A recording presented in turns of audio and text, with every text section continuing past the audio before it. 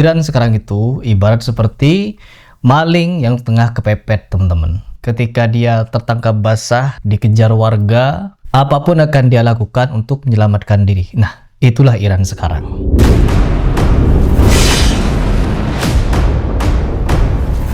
Beredar berita terbaru bahwa Iran di tengah gempuran Amerika Serikat, sekitar 5.000 militer tewas, 40 kurang lebih para petinggi teroris Iran sudah tewas. Akhirnya mereka menggunakan cara yang pernah mereka lakukan ketika berperang dengan Irak, yang dimana dulu Iran juga pernah menggunakan cara yang picik di dalam berperang, yang menempatkan anak kecil di barisan depan. Itu strategi yang cukup ampuh lah dulu untuk menekan mundur pasukan Irak, karena tidak mungkin di dalam perang menembak atau melenyapkan anak kecil. Namun beda dengan orang Iran, mereka dengan bangganya anak kecil nih disuruh baris, dipanggil satu-satu lalu dimutilasi.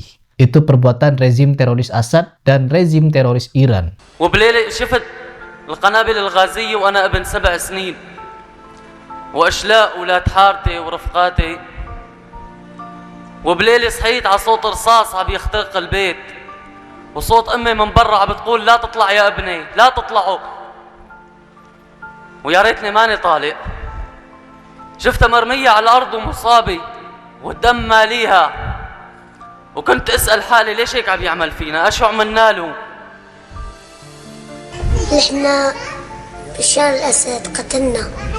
أيوة. نهبنا. أشو نحنا عملنا له؟ لأننا قاعدين هون. أشو عملنا له؟ نحنا بنعبي مي بنشرب هون. أشو نحنا عملنا له؟ نحنا ما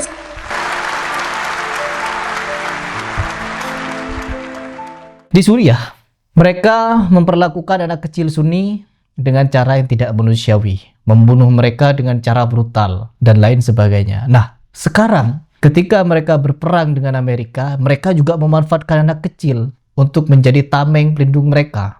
Ada info memberitakan bahwa Iran sekarang tengah menempatkan anak-anak kecil sekitar berumur 12 tahunan di garda depan, di pos-pos jaga, di pangkalan-pangkalan militer, di tempat-tempat yang tidak semestinya anak-anak di situ. Kenapa? Para petinggi Iran sudah habis, teman-teman. Mereka sudah tidak punya komando lagi di dalam berperang. Akhirnya apa? Yang menggunakan cara picik seperti ini. Anak kecil ditempatkan di medan tempur. Dan ini juga memang terbukti dari pernyataan mereka sendiri bahwa kami tidak akan berhenti sampai terakhir dari kita tidak mampu berdiri. Jadi rezim Iran ini sudah mendeklarasikan perang tidak akan stop sampai mereka habis.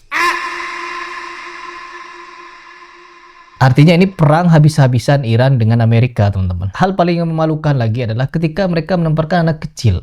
Dan tidak menutup kemungkinan mereka juga akan menempatkan perempuan di medan tempur nanti. Perempuan hamil, ibu-ibu lansia akan mereka tempatkan di barisan depan untuk apa? Berlindung. Mereka mau berlindung di bunker, bunkernya sudah habis oleh B1 Spirit. Habis, teman-teman. Mau berlindung ke bunker yang paling dalam, habis juga. Jadi mereka ini, para petinggi Iran, sudah tidak punya tempat untuk bersembunyi. Akhirnya berlindung di balik anak kecil. Bahkan ada pernyataan, ungkapan dari Brad Cooper bahwa apa yang mereka lakukan? Iran melakukan serangan dari tempat yang padat penduduk. Sehingga apa? Tentara atau militer serangan AS tidak bisa menyerang balik ke area sana. Cerdik memang, ya. Iran ini cerdik. Bukan cerdas, teman-teman. Cerdik, picik, licik, menteror. Nah, di sini juga ada pemberitaan bahwa ada beberapa pernyataan yang dimana Iran tidak akan menyerah di dalam peperangan melawan Amerika.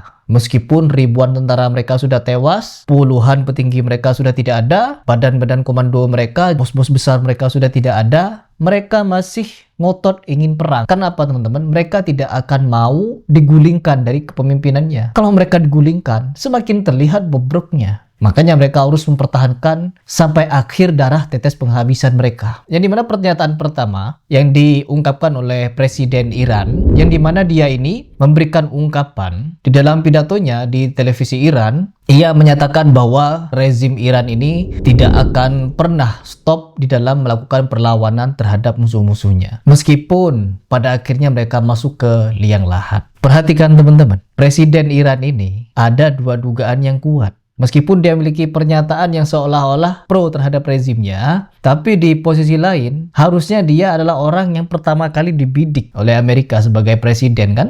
Tapi apa yang dilakukan Amerika? Tidak membidik orang ini. Sama sekali tidak disentuh. Artinya apa teman-teman? Di sini juga muncul spekulasi politik bahwa orang ini sebenarnya adalah bagian daripada pengkhianat kepada rezim Khamenei. Cuman dia lagi berpura-pura pro kepada rezim. Padahal ya mungkin saja ada yang berteori bahwa dialah yang membocorkan tempat-tempat pertahanan persembunyian daripada petinggi Iran. Akhirnya mudah untuk dibidik. Itu pernyataan pertama yang dimana ini kontroversi. Terus yang kedua, IRGC juga memberikan ungkapan yang serupa bahwa mereka melalui media pemerintah, kami tidak akan pernah berhenti, tidak akan pernah menyerah, apalagi mengakhiri perang sampai musuh menyerah, sampai Amerika menyerah maksudnya. Jadi selama ancaman perang masih bergulir di Iran, maka IRGC tidak akan mundur dari medan pertempuran. Nah, ya memang, ya harus. Kenapa? Kalau mereka menyerah, mereka akan digulingkan dari rezim, akan naik rezim baru. Nah, setelah naik rezim baru, mereka akan habis tuh di sana. Jadi, mereka maju kena, mundur juga kena. Si malakama. Gak ada pilihan lain kecuali Iran perang sampai habis. Bertahan salah, melawan salah. Akhirnya apa? Ya perang sampai habis. Nah, itulah posisi Iran sekarang. Akhirnya apa? Ya harus dihabisi. Dan perhatikan baik-baik teman-teman. Pembahasan ini, IRGC ini sama teorinya dengan teori kepresidenan tadi. Kenapa presidennya tidak dilukai? Kenapa presidennya tidak dibidik? Sering muncul di media, tidak takut kemana-mana. Tapi aman dia, presiden ini. Karena memang yang ditarget adalah rezimnya, ya pemimpin tertingginya di Iran, yaitu Ali Khamenei. Berikut juga dengan pasukan tempurnya, IRGC. IRGC, kenapa cuma IRGC yang dibidik? Di Iran itu ada beberapa militer yang terbagi menjadi beberapa komponen. Yang pertama ada IRGC. IRGC ini militer yang khusus untuk melindungi rezim, kekuasaan agung, kekuasaan tertinggi dari Ali Khamenei. Sedangkan militer yang kedua ada Artesh. Pembagiannya berbeda teman-teman. Artesh ini mencakup beberapa tugas yang dia miliki, pertahanan wilayah, negara, dan kedaulatan. Sedangkan IRGC adalah unit militer yang khusus melindungi rezim teroris Iran. Jadi beda fungsi sudah. Ya, loyalitas keduanya juga berbeda. Jadi sudah beda tugas. Ya, Artesh tidak akan pernah tunduk patuh kepada Ali Khamenei. Karena apa? Fokusnya Artesh adalah kepada negara, kedaulatan, dan kepada rakyat. Harus pro kepada rakyat. Dan kalau berbicara masalah personel, nah personel ini yang sangat krusial teman-teman, yang membuat IRGC selalu ketar-ketir melihat perkembangan Artesh, yang dimana IRGC atau kelompok rezim teroris Iran ini sudah memiliki rasa takut dengan perkembangan Artesh ini, karena khawatir Artesh nanti akan menggulingkan IRGC juga, bukan berperang dengan negara luar, malah berperang dengan pasukan yang terbentuk dari dalam. Dan selama perang, uniknya selama perang, pihak militer AS tidak pernah membombardir pangkalan-pangkalan militer dari Artesh. Jumlah militernya tidak berkurang, pangkalan pesawat tempurnya tidak berkurang. Artinya ada dua militer di dalam Iran itu, yang satu dilindungi oleh AS, yang satu lagi dihabisi oleh AS. Yang dihabisi siapa? Rezim teroris Iran, yaitu Ali Khamenei, IRGC. Nah, sudah kelihatan di sini, Amerika berperang dengan siapa? Bukan dengan Iran, tetapi dengan rezim teroris Iran, yaitu Syiah Rafidhah.